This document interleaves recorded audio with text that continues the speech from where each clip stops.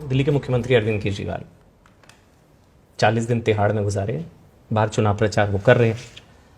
वो ये कह रहे हैं कि मतलब वो इकोसिस्टम या वो खुद इसको अपनी जीत बता रहे हैं, जैसे घोटाला हुआ नहीं। वो कह रहे हैं कि मुझे चुनाव जिताओगे तो मैं जेल नहीं जाऊंगा और रिजाइन बिल्कुल नहीं करूंगा, ये सब प्लॉट था मेरे अगेंस्ट। वो कह रहे हैं कि ये बेल है, मेरी जीत है। इसको आप किस तरह से देखते हैं सर?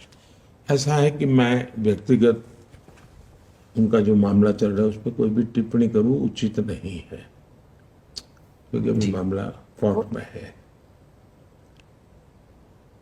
मेरी चिंता कोई व्यक्ति नहीं है,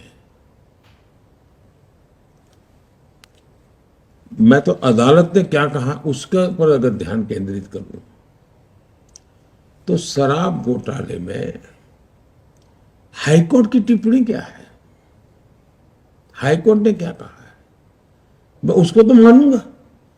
एजेंसी ने क्या किया है छोड़ो, किसी बीजेपी स्पोक्स पर्सन ने क्या कहा है वो छोड़ो, वो स्वयं क्या कहते हैं वो छोड़ो। कम से कम हाई कोर्ट ने शराब घोटाले के बारे में जो कहा है और बहुत ही कड़ी टिप्पणी की है।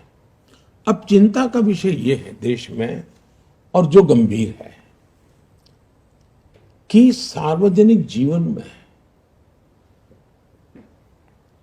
कोई जिम्मेवारी नहीं रहेगी, अपनी खुद की बातों पर भी कोई कमिटमेंट नहीं रहेगा। सार्वजनिक जीवन में एक जमाना था, स्कूल में कोई बच्चा अगर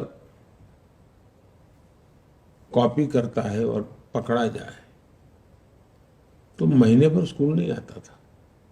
उसके माँ बाप भी शर्माते थे, यार मेरा बेटा एग्जाम में कॉपी करने में पकड़ा गया था। ये स्थिति थी, यानी इन चीजों को बुरा माना जाता था हमारे समाज में। आज बेशर्मी के साथ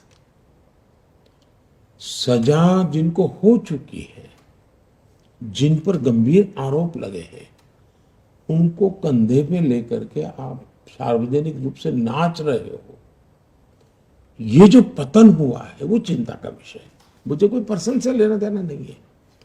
अगर ये हुआ तो भ्रष्टाचार की होता क्या, पहले जमाने में डाकू होते थे, महिमा मंडन होता था उनका, वो डकैती करते थे, महिमा मंडन होता था समाज में। अखबारों में भी मैं जो पहले के जमाने में 2-2 पेज स्टोरी, कवर स्टोरी मिलती थी उनको कि ऐसा ऐसा उसका तो जीवन ऐसा, तो ऐसा कर सकता है, और वो बड़े बन जाते थे।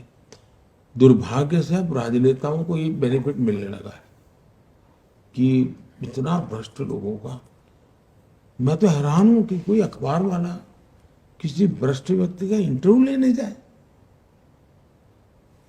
एक चार्ल्स शोभराज मैंने अपना देखा था कि लोग इसका इंटरव्यू करने जाते थे, और आज मैं देख रहा हूं।